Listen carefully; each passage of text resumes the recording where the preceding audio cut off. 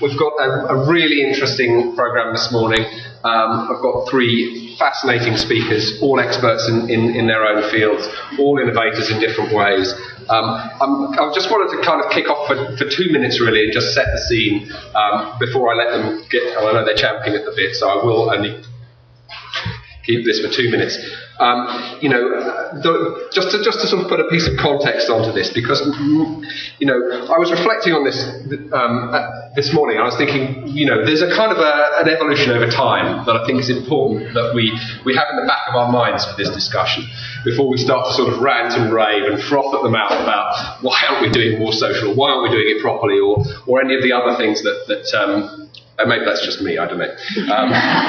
And if we look back, this is about Google not getting it really, actually, in a funny way, although it's not terribly obvious from the slide. We used to think of the web as being a web of documents, and that was what Google, when Google launched, was really, really good at, finding the document that you were after. At that time, we didn't have, people on the web. It wasn't really a concept that we were, nobody was particularly bothered about that. Over time, of course, there was a big thing called Web 2.0. You could call it that. I still hate that phrase, but and we came to realise that because of the growth of the number of people using the web, we need to accommodate people on the web as well, and so hence Facebook, etc., etc., etc. We have this kind of thing called the web of people. Google had to play like mega catch, of course, with Google Plus and so on to try and get their game into this. So this is kind of that's frame one, if you like. Well, what's happened? Big picture. I've missed out a few things there, haven't I? But never mind. Brands on the web as well. Now, I've got like the sort of, although I'm not an expert on consumer brands, I do like to think about what happens in the consumer space and how it might affect our kind of little tiny niche in scholarly publishing. Brands on the web, to start off with, they had to generate content to get attention. The whole point was, if you were Nike or Coke, you were generating interesting content so that people would find it in Google and come to your website.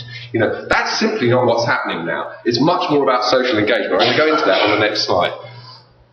Similarly, consumer publishing, it's been about free-to-air largely. Think about newspapers, the struggle that they may be sort of engaging now with actually having to charge people for subscription access to content. Evolution with blogs and feeds and so on. And where a lot of those organisations are going now is about social reading. It's about actually integrating reading into the social stream. It's about saying, surfacing your activity as an individual in your stream, telling other people that you read this interesting piece, driving traffic that way. And then, in scholarly publishing, where are we? Well, silos of content. Clearly, we've been doing that for quite a long time. And then kind of, waking up and realising that we had to engage with Google and search engine optimization. And then question. That's kind of the question for today. The question bit. It's like, well, what are we doing to engage with the web of people? And the other part, do we have a roving mic? Doesn't matter, I'll shout. The other part is, I think there's actually a spectrum of social integration, and I'm not going to tread on too many toes here, because this is what I want. Hopefully, we're going to be talking about some of these things here. No social integration. Clearly, that's the easy option, and that's an option that, frankly, a lot of scholarly publishing is at disdain. Link away, well, you can go and you can talk about this on Twitter, but bye, you've gone, not on my website. Encourage sharing, brand integrated in such channels. You've got a page on Facebook at that point. You might well be then thinking about, do we actually talk to Facebook, integrate, conversation about content coming back onto a site? I know this is social corporate, but the kind of spectrum I think applies. This is where the big consumer brands are at the moment. If you go to Nike or Coke, their website's kind of gone. It's just irrelevant. Everything for those brands happens on social channels.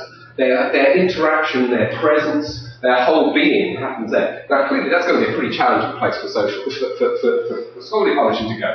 But there's a spectrum, and so that was it, really, from me.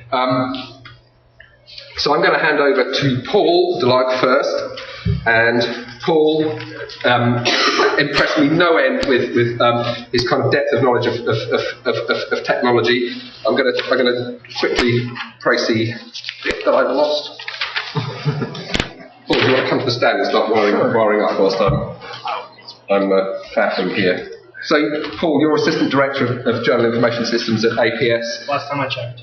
Since 2001. I'm really looking forward to your presentation here. I know that you're a hugely brainy technologist, apart from anything else, but I think you're going to be bringing this down to a kind of a business level for us as well. So, without further ado, let's welcome Paul to the stand.